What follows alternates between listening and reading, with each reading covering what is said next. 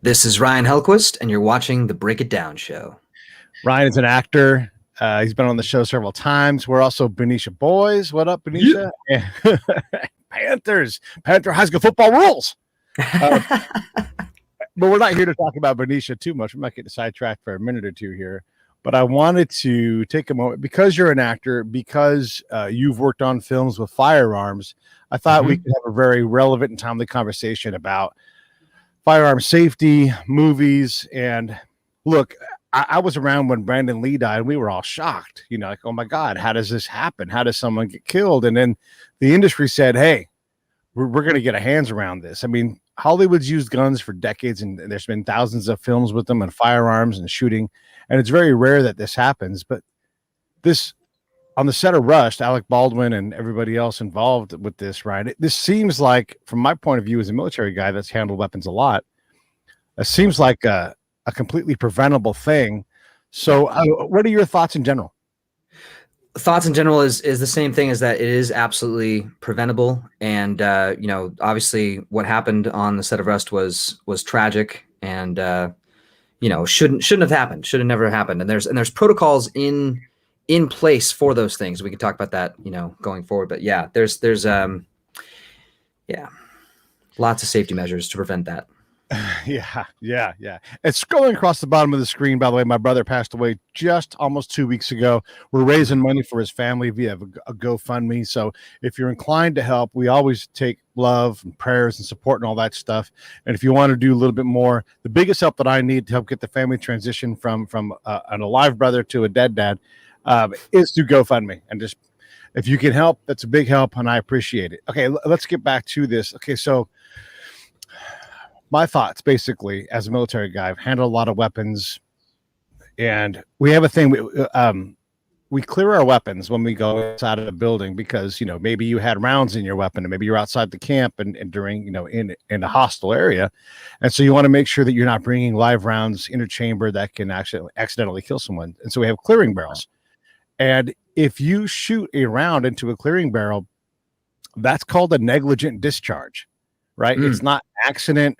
It's not oopsie, that kind of thing. It's like you failed to follow safety protocols, and now there's going to be a penalty for that.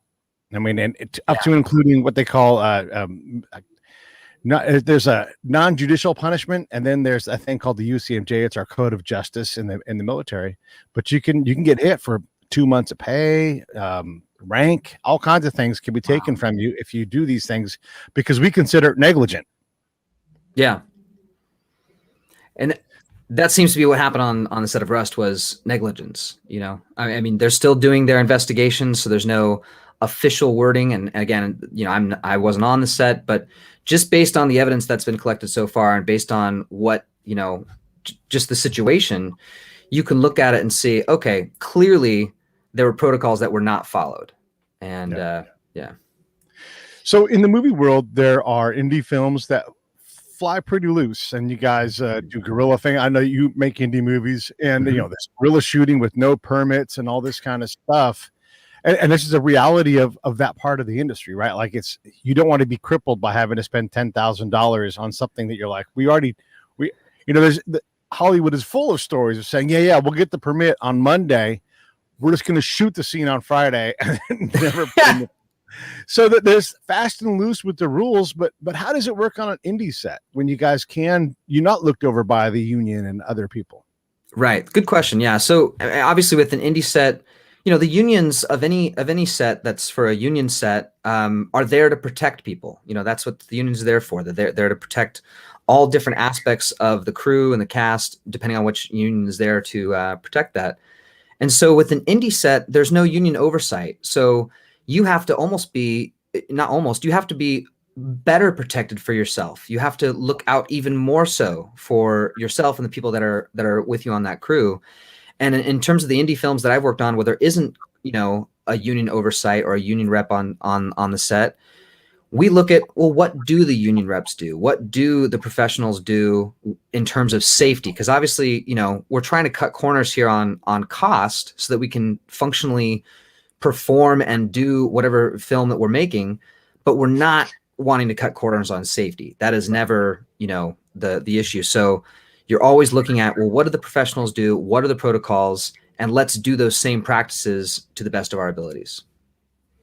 Okay, and then in terms of cutting costs and everything else, the union is also looking at a variety of things, and then there's subordinate organizations that may be on a set as well, looking for the care of animals. You know, are they being harmed in the shooting? I mean, there's all kinds of people with their eyes on this stuff.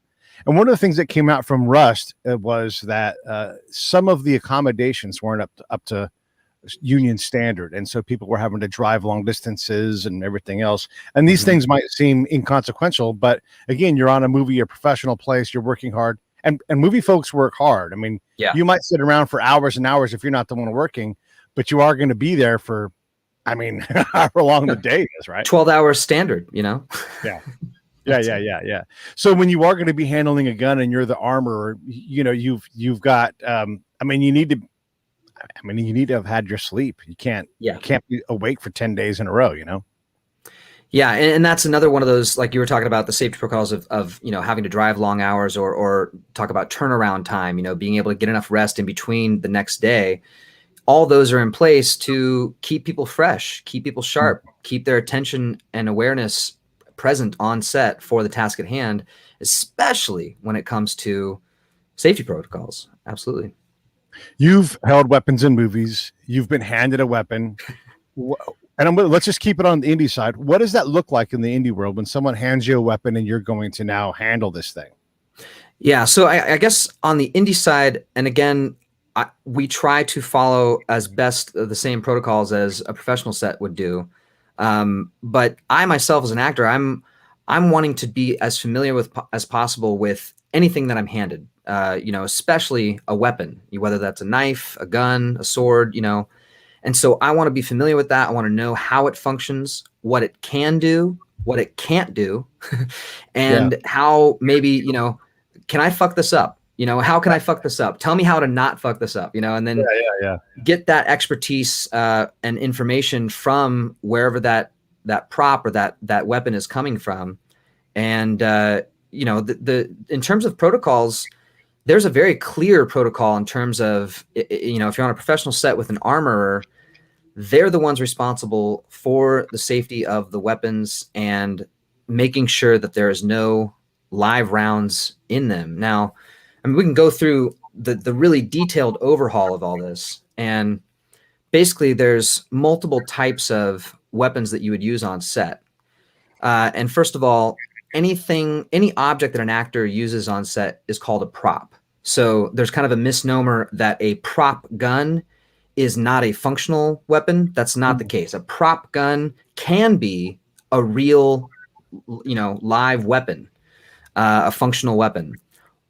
Now, the safest option is having a replica or a rubber gun or some sort of replica weapon that is not functionally fireable, right? So that's one option, and that's been used on sets. Now, you still want to treat that as a real weapon, and we can get into that later, and why the reasons why you would still treat it, you know, with some level of respect and reality.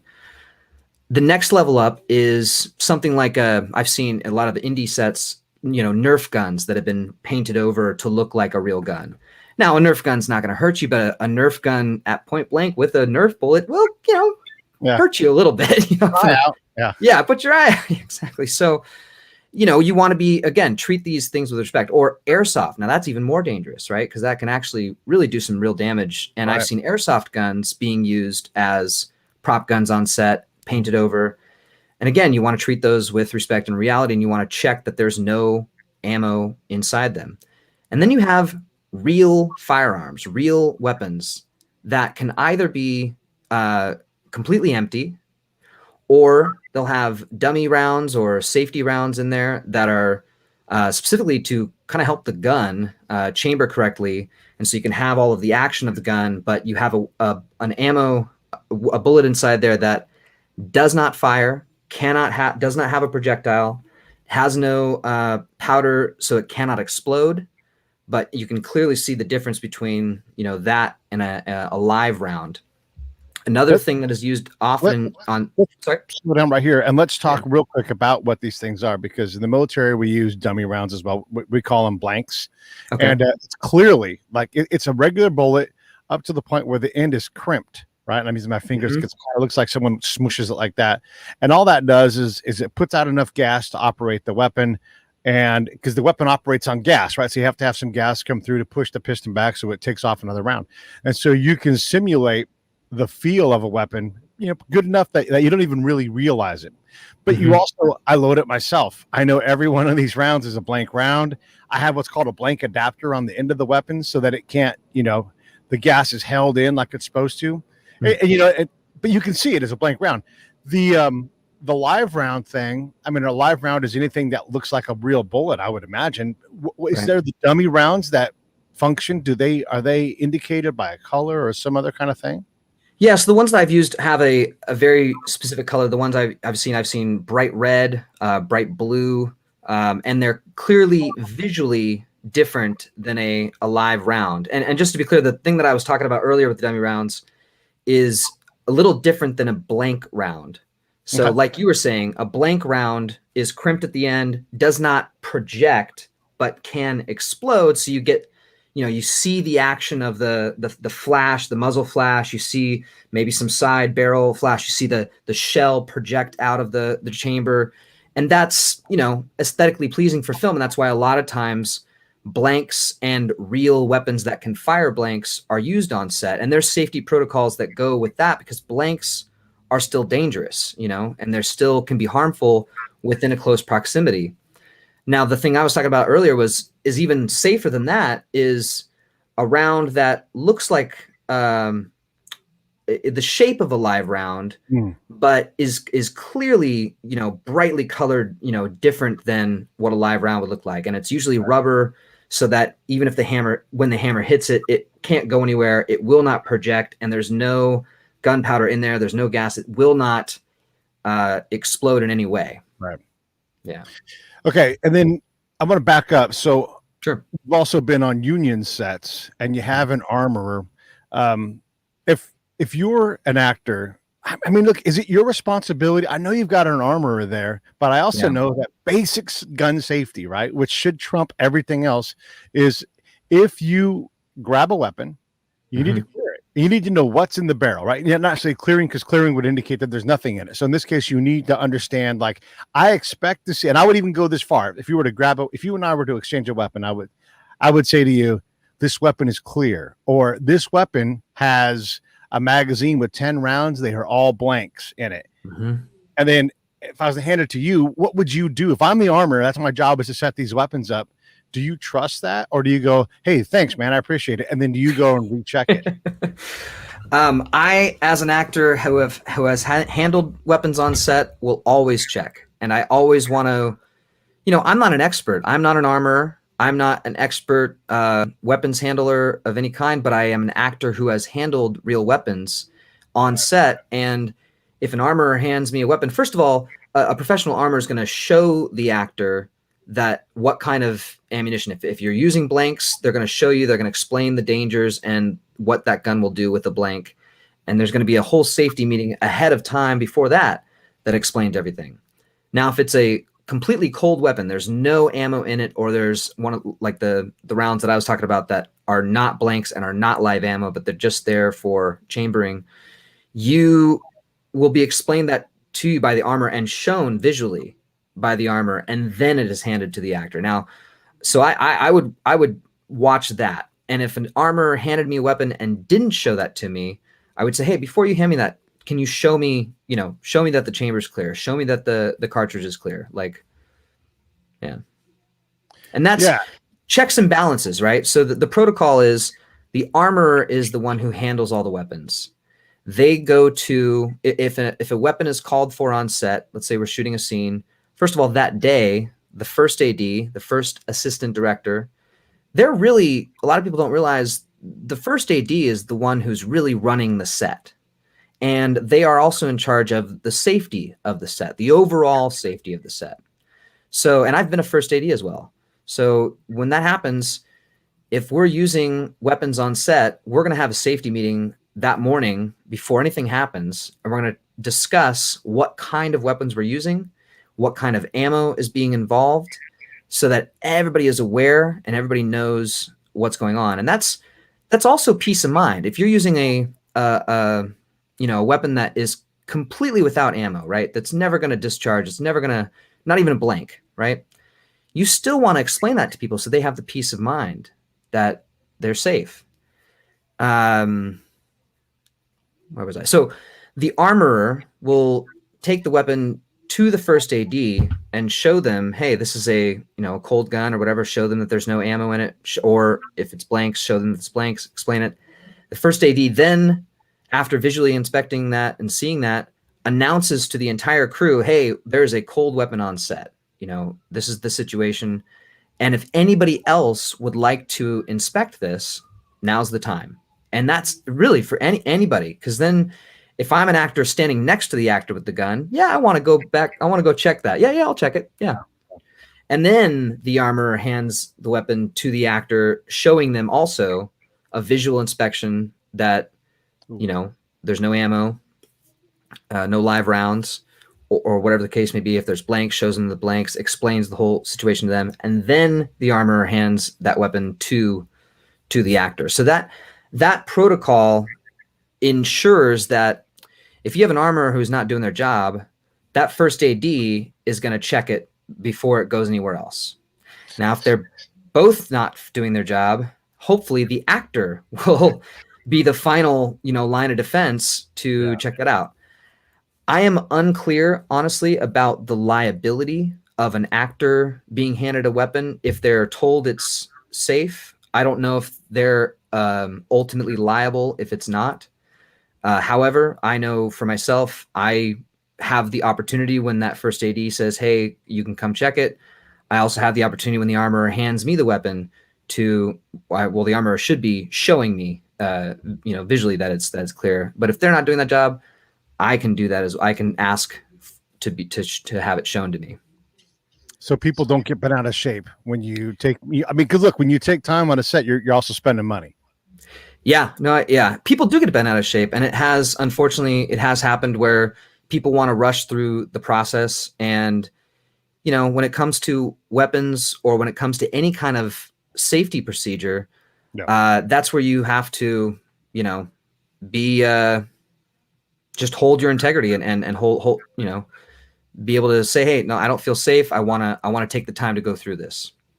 Let me ask you a question, because Hollywood loves to shoot a lot of weapons, right? Yeah. And if I'm in a scene, again, because I know basic weapon safety, like, right, I'm not going to, I know what it takes to keep someone safe, and that's by following the basic rules.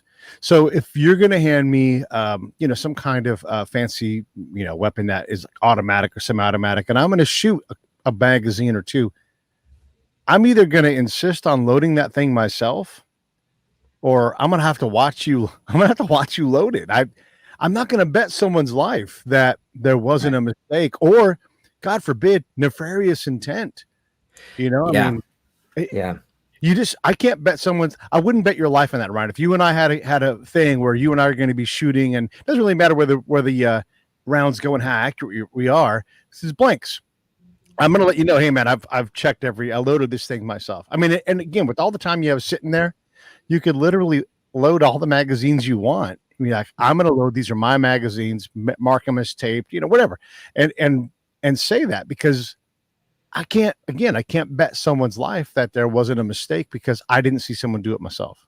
And if you wanted to double check, hey, let's go to your trailer tonight and let's load magazines for tomorrow's shoot, I would rather do that, where you watch me, I'll watch you, we'll do this and make sure that it's safe, and then show it to the armor or invite whatever, right? Because again, that the element is to not shoot anybody. Definitely the element is to not shoot anybody. In terms of someone else other than the armor handling a weapon, usually that's not the way it's done. The armor is the one who handles all the weapons, and the only time it gets passed off is when it's being used on set for that day, either in rehearsal or during a take. And again, that's after all of the safety measures I had discussed, have gone through. But right. Yeah. And of course the armor is, look, they're either in their own union or they're part of some guild that covers prop people or whatever, and they're actually a professional at their job. This isn't just your buddy Dave who goes shooting with his dad, Right. Yeah. Yeah. Exactly. Dave can't Exactly. shoot, but yeah. Yeah. Okay. Here's the other thing that just does not make any sense to me. If I pull my weapon out, anything I pointed at, I intend to possibly kill it. Right. And so I'm not going to point my weapon at something that I'm not prepared to kill. How does someone get in front? I mean, if you and I've look, it happens, right?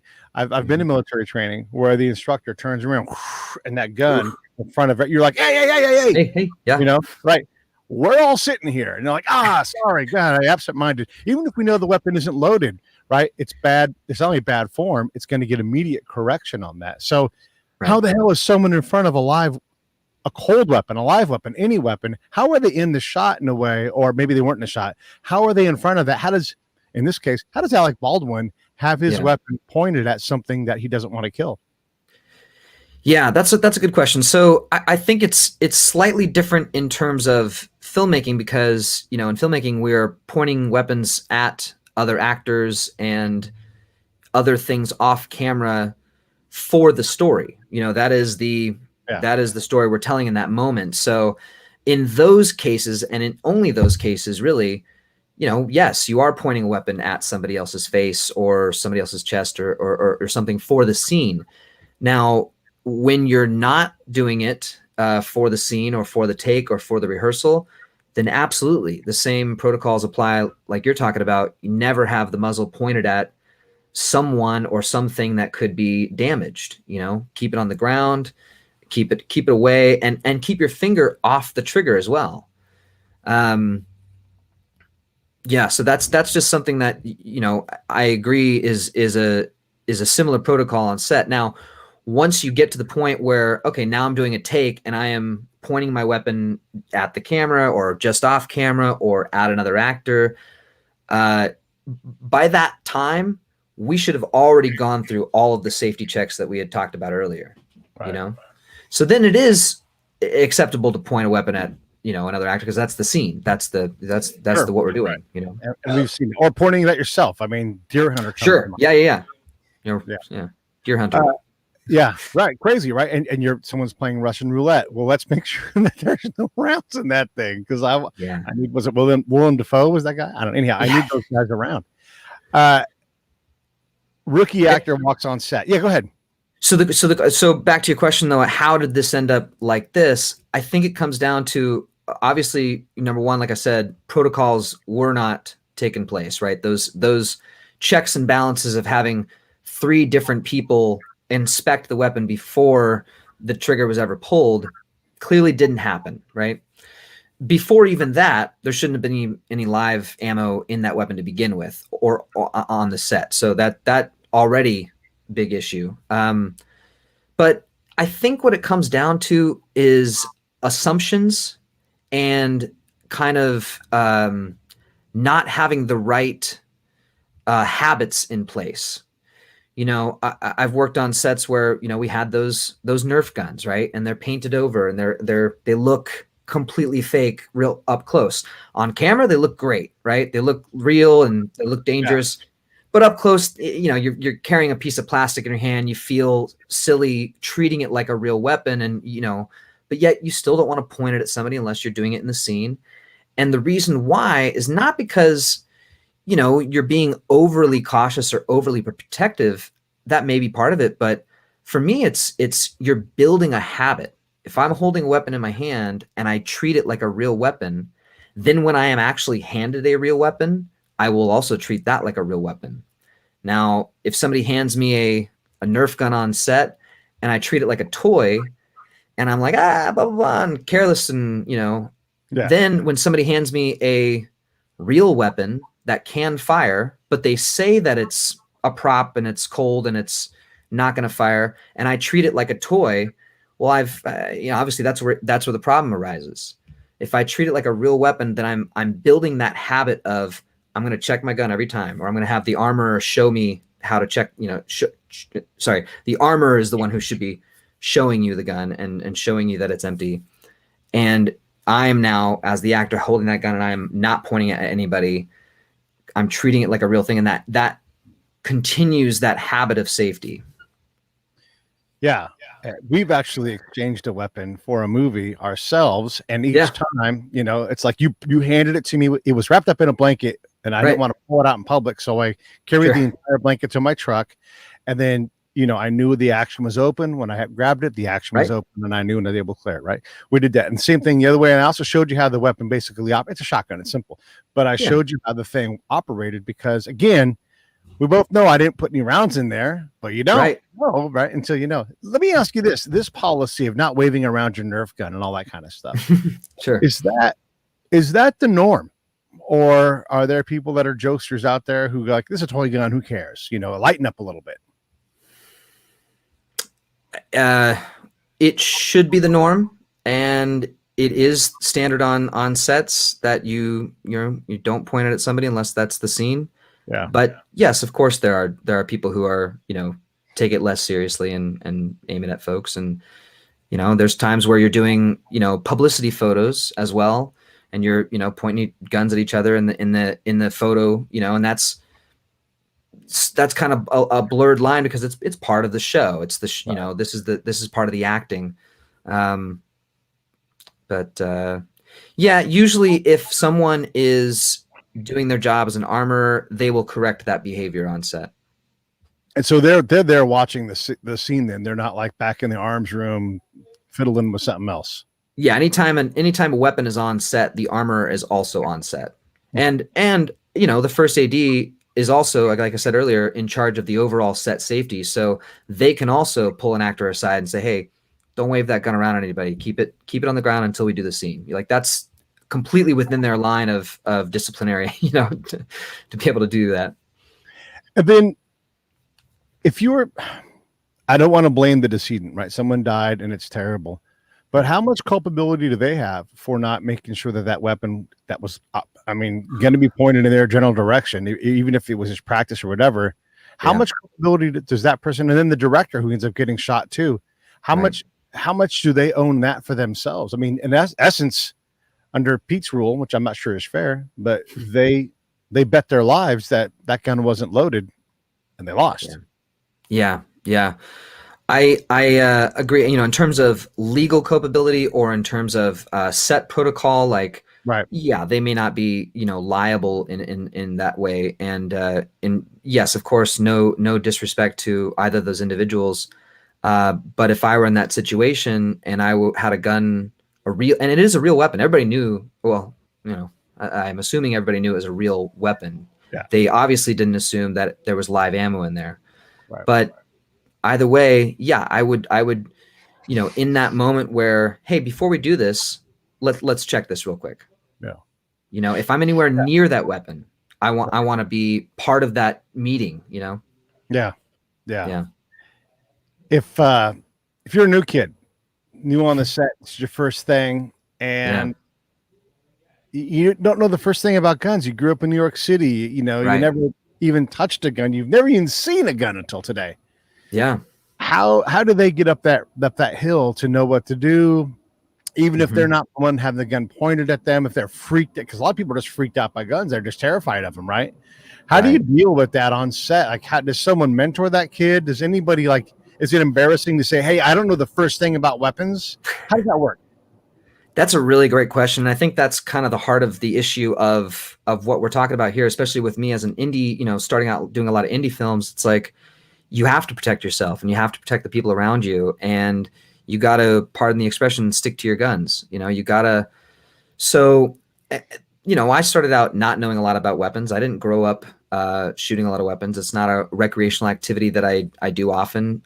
So when I think the advice I would give to somebody starting out on, an indie set or a professional set, if there's an armorer on set, which there should be, you are an actor who is eventually going to be handling a prop weapon. Yeah. I would talk to them and I would say, hey, I'm not very familiar with guns. Can you show me the weapons that I'm going to be interacting with and the weapons that are going to be around me in these scenes. I just want to see how they work, what they can do, what they can't do. Because it's a very different conversation when you have real weapons with live ammo. It's a different conversation, real weapons with blank ammo. It's a different conversation with replicas that can't fire at all. But again, we should treat them all as, real and with respect. But I would have the armorer explain that to you. And if there's not an armorer on set, if you're doing a really, low budget indie production, and whoever's in charge of the weapons, whoever has that responsibility, have them run you through it. Show them how the ammo is loaded. Show how the cartridge is loaded. Have them show you how to check the chamber, how to check the barrel. Like, just be more familiar. The more familiar that you are with a weapon, and how to keep it safe, what it can do and what it can't do, the more knowledge you have, the less fear you have about it, and the less anxiety you'll have about it, which also leads to issues. And then I would just say, if there's someone there that is not there to explain it to you and you don't feel comfortable, don't handle that weapon or until somebody has really thoroughly gone over it with you, or you've done your research enough to be able to feel confident and safe. And that's sometimes a hard thing. People push for speed, and they push you to, some young actors may feel like they have to be qualified in weapons before they don't want to look stupid or look like Right. they don't have the skills, going into this role. But when it comes to safety, I think people are hopefully a little more receptive to those concerns. Say, hey, and the key word is just be very clear. Look people in the eye, say, I don't feel safe with this scenario. I would like to know more about XYZ so that you can feel safe. Just very clearly stop. Hey, let's take a time out real quick. I'm sorry that we're going to stop, but I don't feel safe in this situation. Please explain this to me. And that's it. That's as clear as I think you can get, and you got to do it. Yeah, you do. It's such a hard and horrible thing to have happen. Alec Baldwin is a seasoned actor. He's led multi-million, tens of million movies as like the main guy whose name is up top. Yeah. He held a gun and shot a dude in Hunt for Red October. Right. Great movie. Great movie. Completely real. Kieran, it didn't look like, like they never showed, this is an old reference, but they never showed Sam from Cheers pitching because what's his name? Was the actor who played Sam? Ted Danson. Ted Danson can't throw a ball. He's like, okay, never show him throwing a ball, right? And so that's not the case with Alec Baldwin. I mean, he's held a weapon in movies, so we know. And look, this isn't meant to be a political statement, but it's fair to say he could be a loudmouth jerk about things, and he has been about weapons. If this was somebody who wasn't a bit of a loudmouth jerk, right? Like Baldwin can be, if they haven't had this extreme, Alec Baldwin has also said he was going to leave the country if Donald Trump or if George Bush and he never did, right? So when I say loudmouth jerk, I mean, that's the kind of stuff, like you say stuff and we're like, man, whatever, that's Alec Baldwin. It's funny. He's entertaining. I love the guy. I think he's awesome. But if he had been a little more mild-mannered, throughout his career, if this was, I don't know, let's pick somebody. Gosh, any major actor, Harrison Ford. If Harrison Ford had accidentally shot someone, would we be as hard on Harrison Ford or Nicole Kidman or Meryl Streep? I mean, bottom line is, someone died and someone got hurt. And so I think we'd be hard on the situation, regardless of who pulled the trigger. Of course, there's conversations around what you're talking about. Somebody is outspoken about weapons, and then lo and behold, they're the one who is this high profile person in the culture, in the zeitgeist. And now they've accidentally, discharged a weapon and it caused someone's life. That's very serious. So sure, there's conversations to be had about it, but I don't think it really reaches the fundamental core of the safety issue, Yeah, I can appreciate that. And I do wonder about, like, would this even be newsworthy if it was, oh, I don't know. We talked about Michael Gaston the other day, who plays Yeah. he's been in all kinds of movies, right? If this had been Michael Gaston, who plays, he's a role player, right? But he's played roles with every major actor in Hollywood for Yeah. every Yeah. Yeah. director, right? So I'm in no way diminishing that, but most people don't know who he is. We do because he's from our hometown. If it had been him, I don't think this would be a major story. I think it's in part because of Alec Baldwin. I think so too, and I think that I'm sure there's been accidents before on lesser known sets, on independent sets. Yeah. You know, but people are comparing this to, you know, Brandon Lee because that's the last time a major Hollywood film or a major Hollywood name has had this similar kind of incident. So yeah, I think you're absolutely right. I think it's, but I think if any, even a lesser named actor on a studio production, I think we'd hear about it for sure. It doesn't matter if it's Alec Baldwin, Harrison Ford, or Michael Gaston. If it was Michael Gaston on the same movie, I think we'd hear about it. If it was an indie film that, you know, wasn't backed by a studio and it was, you know, took place off somewhere, it might be local news, but it might not be national news. I don't know. But yeah. I'm trying to think of a crafty way to do this because I don't want to put you on the spot. So I'll say this way. Pete says that if I was DA in that county, I would be filing charges of at least negligent homicide, right? Practically, maybe you go for murder too or something, but I think you have to go for negligent homicide, aka manslaughter, the bad kind, not manslaughter, the good kind, because this was completely preventable, right? Right. And maybe not just Alec Baldwin gets charges thrown on him. Maybe there's someone else in the chain. You do an investigation, but ultimately, the guy that killed someone that day was Alec Baldwin. I mean, that's just a fact. Right. And I, as DA, wouldn't be able to look my fellow citizens in the eye. I wouldn't be able to look at the families of the decedent and the director in the eye and say that I had done my job if I didn't put him through legal process to be accountable for what he did. Is that a crazy position?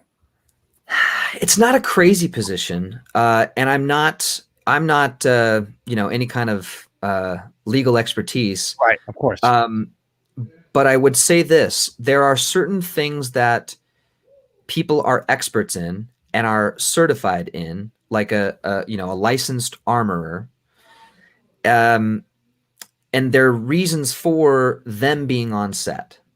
Now, an actor, if they're handling a weapon on set, is not required to get any kind of extra certification or any extra licensing or any extra. They don't even have to take a test. You know, it's just, you're an actor on set. Somebody who is licensed and certified says, "Hey, this is safe to use." I say, "Okay, thank you.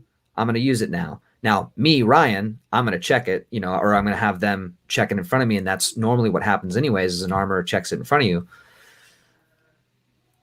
But should it fall legally onto him? I don't know. It's a blurry line because, again, it's like, if, let's say the same situation, not a weapon, but let's say a stunt, right? A stunt person does some sort of rigging, and let's say I'm the actor and I'm supposed to do this stunt, because it's not something a stunt person, for whatever reason, they're not doing it. They're seeing my face full on and they're setting up the stunt for the actor to do. And they've rigged this thing, and now the rig goes sideways and it hurts somebody else. Am I to blame?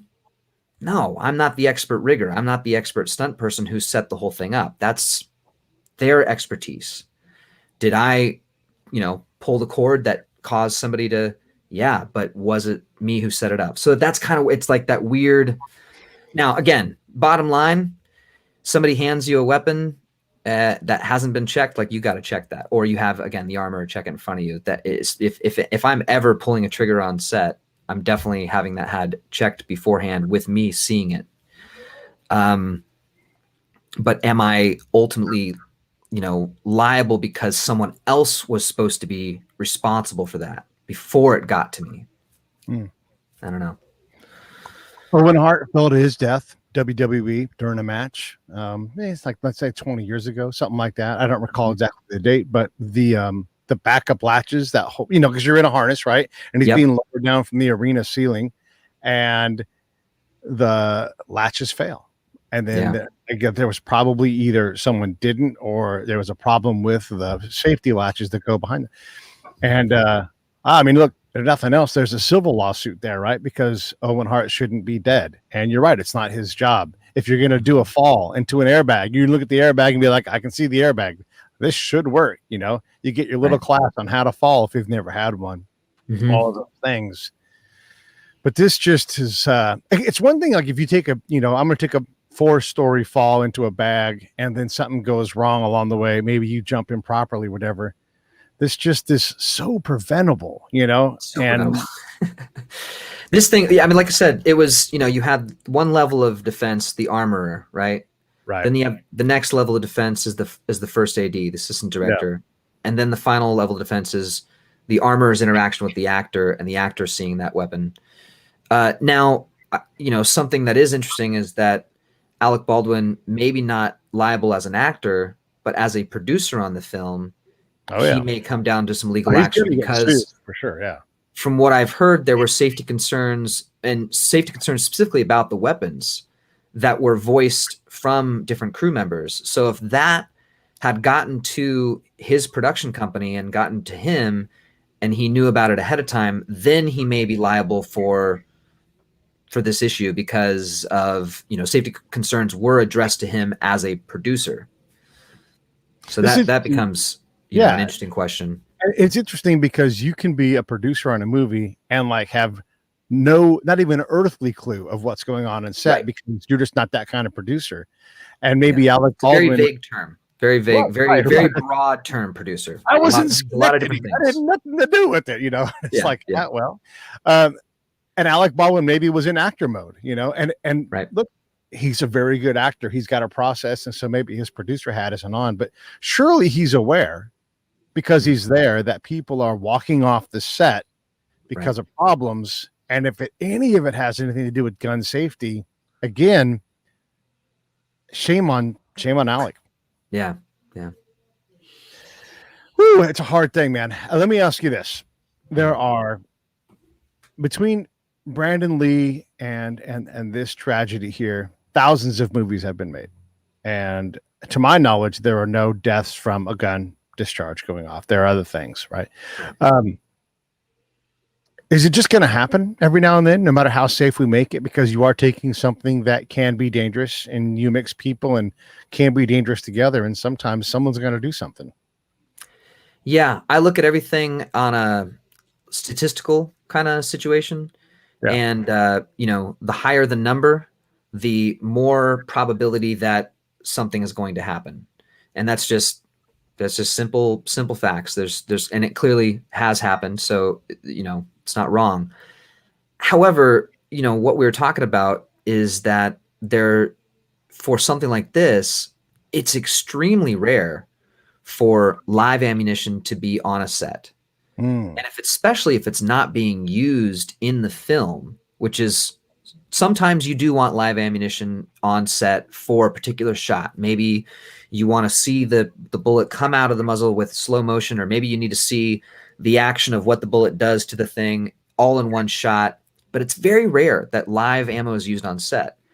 So you take that out of the equation, and suddenly you eliminate the possibility of live ammunition on set. Now, again, will it happen? Yeah, it might happen. Then the next level is like, okay, let's have those chains of command, those chains of custody of the weapon going through and being checked. If all that's done, accident, preventable. Yeah. So I think that it is, I hesitate to say the phrase like it's just going to happen, because it's so preventable, as we talked about. And this is such an extremely rare situation where not just one thing went wrong, but multiple things went wrong. So it's not just like you could potentially have live ammo on set and still nobody gets hurt. You could potentially have live ammo used in the weapons that are used for the filming and still no one gets hurt. No. There's multiple things that went wrong in this situation. So I think it's extremely unlikely, but will it happen? It might. Obviously, it clearly has, Yeah. And then the other incident I can think of is on the the set of I want to say the word Twilight. That's not Twilight Zone. That's what it was. Twilight Zone. Mhm. A guy named he was like a very big, well-known actor. A guy named Vic Morrow had two Vietnamese kids in his arms, and he's carrying him. They're doing this scene in Vietnam, right? Like that's the scene is Vietnam, and literally the on-set helicopter that's part of the shot crashes, and then the blade just reaps the three of them. Yeah, and so there were instant changes, obviously lawsuits, and one of the things is kids can't work after a certain hour. Like they just made a hard rule, like little babies shouldn't be on sets at midnight or whatever. And they needed it dark for the shot. That may not have saved those kids' lives. Then maybe you just do something else. But there were some instant changes. When Brandon Lee gets shot, there are instant changes to make the probability of that happening, harder. Stunt, look, all the different gags and stuff that they do in the stuntman world, stunt person world. They've gotten exponentially safer over the last few years, the last 20 years, especially. So it's getting safer as an industry. What, if you're running SAG, right? If you're the main actor at SAG, what's your memo today? Well, what are you saying? What are you changing? What are you going to the studios to go work with? Because that's the big question, right? This is preventable. Well, let's make it more preventable. Man.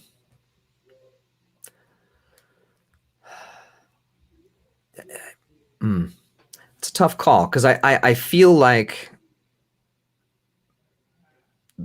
when you have professionals doing their job, then it's all preventable. There's a big call, I think, right now. I've heard remove all real weapons from sets, and I think to me that's extreme. And I'm not a big fan. I don't own a weapon. I'm not like I said.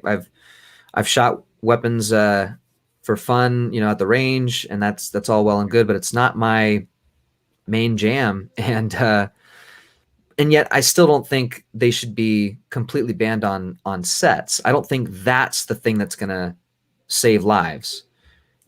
I think it's making sure that those safety protocols are followed and that people are aware, and educating actors, like we talked about today. If you're an indie actor and you don't feel safe, say, hey, time out. I don't feel safe with this. Please explain this. Walk me through this so I can feel safe about it. And that can be for any person on set.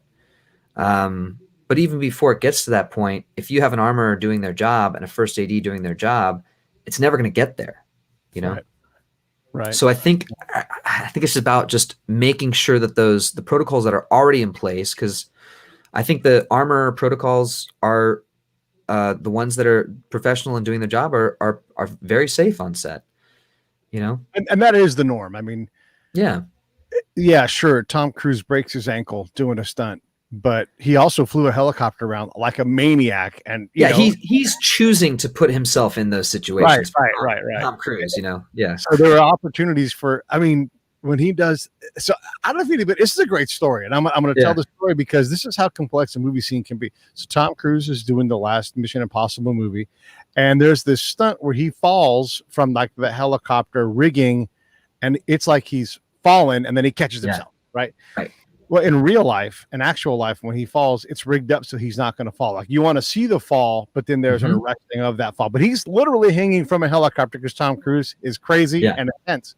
I don't know if everybody knows this, but a lot of the crew had no idea that this was going to be that shot because there's other shots that set that up and they're getting angles and everything, right? And so most of the crew doesn't realize that this is the take when they're going to do the stunt. Whoa. I'm gonna say it's one of the way. Everybody thinks in the crew that this is going to be Tom hanging from like the side of the helicopter, right? It's not going to be. Yeah. And then he falls. And everybody's like, oh my God. They should have had the camera turned around and checking all the crew out because they just thought the boss died. Right. Wow. Yeah. It's a great clear communication. That's that. And, obviously nothing happened bad in that situation, but clear communication of, hey, guys, this is the take we're going for where we actually pull the stunt off. This is it. Everybody ready? All right. This is why they don't always, it's not really a thing anymore. That's why they always show like the director, all right, everybody, take one. that stuff's communicated out in a loud way with those kind of things. So everybody knows this is the shot. This is what we're going for. Here we go. Yeah. Okay. So a two-part question. Same thing as before with, okay. So you're not Fran Drescher. You're not the president of SAG. What does Ryan do differently on the set for himself? And what does he do differently for either just the set in general and maybe baby actors, not actual babies, everybody, but younger actors or inexperienced actors? What do you do differently now that someone's died on a set? And by the way, Ryan just got back from shooting a movie in the desert with guns. So it's like, and nobody got hurt. And we followed all the safety protocols, and and they were real weapons, but we were safe. Not to boast or anything, not at all. Just it's a fact. Going forward, because it's on everybody's mind right now, in terms of this industry and even the public awareness, I think there's definitely, hopefully, like I said, people are more receptive to safety concerns. And so for me going forward, if there's ever a situation where I'm unsafe, I'm just going to, again, pull up that pause, stop, take a moment. I don't feel safe. I will also just continue my habit of treating every prop weapon as a real weapon. And I might have said this earlier, but the term prop is being used a lot in the media right now. And people think that a prop gun isn't a real gun. And I think I said that, but I want to just make that clear that a prop is any object that an actor handles on scene in the set. So whether it's a replica weapon or a real functional weapon, it's still called a prop. So just to be clear. So going forward, anybody hands me a prop weapon, I'm going to make sure the protocols were followed before it gets to me. And if it isn't, I'm going to go back, and now I have, a little more courage to speak up and say, hey, we got to make sure we're following these safety protocols. If I'm a producer on set, even more so, my name's on the line. If I'm a producer that's hands-on and, in charge of, or if I'm in first AD again, if I ever, find myself in that position again, I'm absolutely going to be firm about safety meetings up front, explaining the safety of any weapon that's used to everybody on set so they understand what's going on, and making sure there's clear communication and clear safety protocols going forward. And if you are also, I think the best thing for myself and for anybody going forward is to educate themselves on the safety protocols before they get to set. If you know you're going to be handling a weapon on an upcoming movie and you're excited about it, brush up on what are the safety protocols so that you know what they are, so that if you get to set, you can recognize whether they're being followed or not. Because a lot of folks, they're going to arrive to set, they've got so many other things on their mind that they're trying to do. And they're not expected necessarily to know the safety protocols, definitely not to the degree that the armorer does. Right. But I would say, especially in light of this going forward, educate yourself, take it upon yourself to know all the safety protocols, be more familiar with weapons and how they work. And especially if you're going to be handling one, Yeah, fair enough. It's just, the whole thing is terrible, and you wish for a different outcome, but you're right. How you move forward is what matters. And I know in the military side, we do dangerous stuff all the time. And there's like a force field or a bubble that you have to sometimes break through, and you go, hey, I don't feel safe. And then whoever the boss is of that mission, they're supposed to say, all right, let's figure this out right now. Let's slow down and stop. Right. Like anybody can stop the line. Beep, stop. Everything stops. What do we need to work on? Now, look, you can't be like, Captain Carl safety man and not allow anything to happen. But if you raise a legitimate concern, or, and this is more military, but there must be a movie parallel. Okay, we're going to go out. We have these 5 safety measures that keep us safe, right? And we don't have one of them because it's technology based and it just isn't there. Right. I intend to go out because I'm the commander. It's on me to go do this because our mission comes first. Safety is second. So we are going to go. I've had that. I've been in the room and that conversation's happened. Like Yeah. this is a safety concern. It's not ideal. Like here's safety concerns in the military. We're going to do a night movement. We're going to drive our vehicles from A to B in the middle of the night, and not everybody's had 8 hours sleep ahead of time. That is an elevated level of risk, and you brief the risk. This is the risk. Here's what we've done to mitigate it. All of the drivers have slept, and they all had the afternoon off. They've all taken naps. Everybody's good, And so you talk about the risky things. You do risky things in movies all the time. I mean, people jump off of stuff. They get hurtled across the sky in a, cannon or whatever. I mean, yeah, you have to mitigate risk, because you have to do the job. But taking away guns, I don't think is the answer. I don't think that's the answer either. Yeah. I mean, again, like I said, I wish that we lived in a world that we didn't use guns. I really do.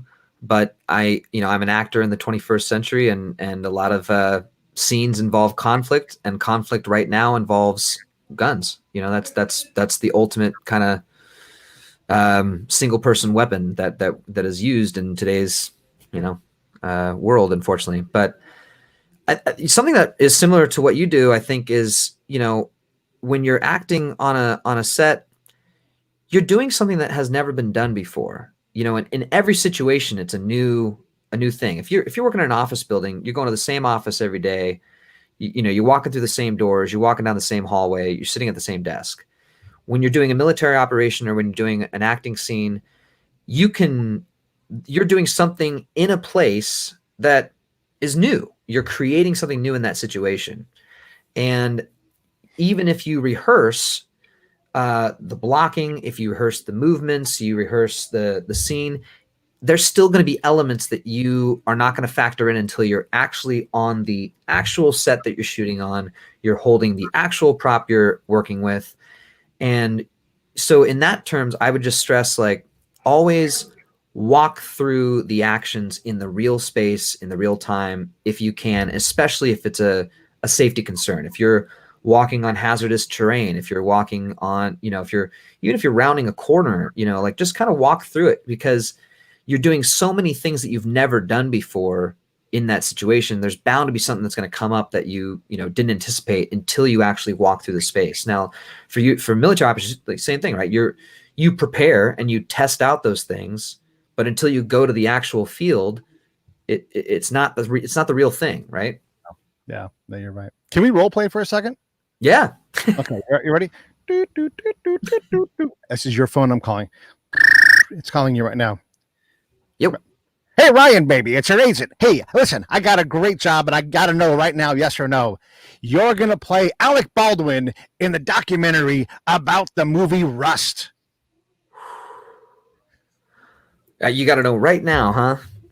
That's right now. They want to know. They're looking at Billy Baldwin, and you're up against him. I got to beat him to the punch.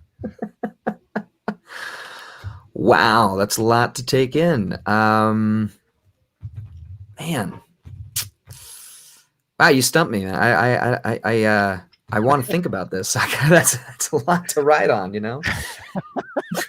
All right. It's seen. Sorry I didn't have a quick, man, you really got me, because, like, of course I want to take the role. It's a documentary. It's about, it's not the actual situation, but man, there's some things that you don't want to, like, not to say that it would start my career, but it would definitely be a higher profile situation that would open up. And, you don't want the first thing to be, something that touchy necessarily. Yeah. Yeah. Well, and look, I don't want to make light of it, the role playing part, but those things happen. Like, someone is going to be next in the shoot. Someone is going to play that role at some point. Someone is, these things are going to get these, you guys tell stories for a living. And so it's I knew it was a question that no one else is really going to ask, and it was fun to role play because it's just fun. And you really stuck. I was really like, wow, imagine this is a real offer. What do you do? And I'm like, my only hesitation was because of how tragic and how hot the situation is, that I don't know if I want to, be known for that. But right, it's a thing. It's a thing. Well, listen. You've been a champ with all these questions. I try not to put you on the spot for anything you don't need to be put on the spot for, but you still just rolled with everything. And, you guys take so curious. This is the thing. Everybody. Hollywood as an industry takes safety seriously. You know, Yeah. they do things, like you were saying a minute ago. You guys do, you think of like, what is the most impossible thing we can do here? Like when you see in the 30s, when they would do flying carpet gags in movies, there's actually people 4 stories up on a fucking carpet. Right, right. Wow. And then you watch it on the TV and you're like, what in the hell? First off, how the hell did they pull that off? Second, nobody died. You know, I mean, it's incredible. Right. So, or Charlie Chaplin, I think of that famous, like where the facade falls on him and he's in the door frame, you know? Yeah. Yeah. Crazy, wild stuff, you know? Yeah. Evel Knievel. Yeah. And his mechanic, they would tune the bike by ear. By the way, this is not a bike that's meant to fly over 80 feet in the air. And this is like a hard bike that weighs a shit ton of weight. And, you know, that's how they did it. And so Hollywood is way safer than it used to be. Show business is in general way safer. And so we want to make sure we set all this up with that. Like Hollywood cares about safety and security. You know, there's times when things slip through the cracks. There's times people get lax, but I don't want to bang on the whole industry because this is a tragedy, preventable, but so many movies get made and they come off with without any kind of deaths like that.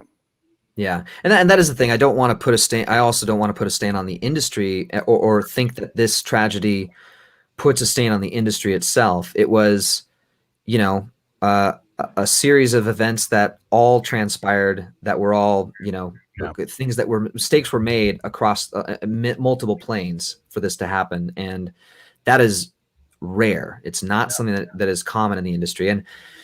But you know, on the flip side, like you said, we're intrigued by the extremes, right? We're humans. We're fascinated by living on the edge, seeing something we haven't seen before, seeing something that's dangerous is exciting, and that's why we watch movies, because we get to see dangerous things.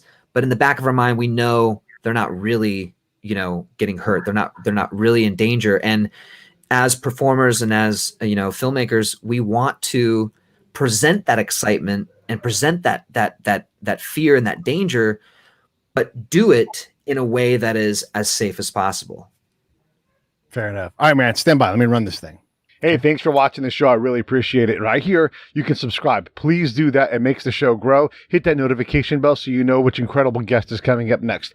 Down below is the PayPal link. You can put a small subscription in. That is an enormous help. All that money goes right back into the show. And then right up over here are the next episodes you should listen to, curated by yours truly. Thank you so much for watching.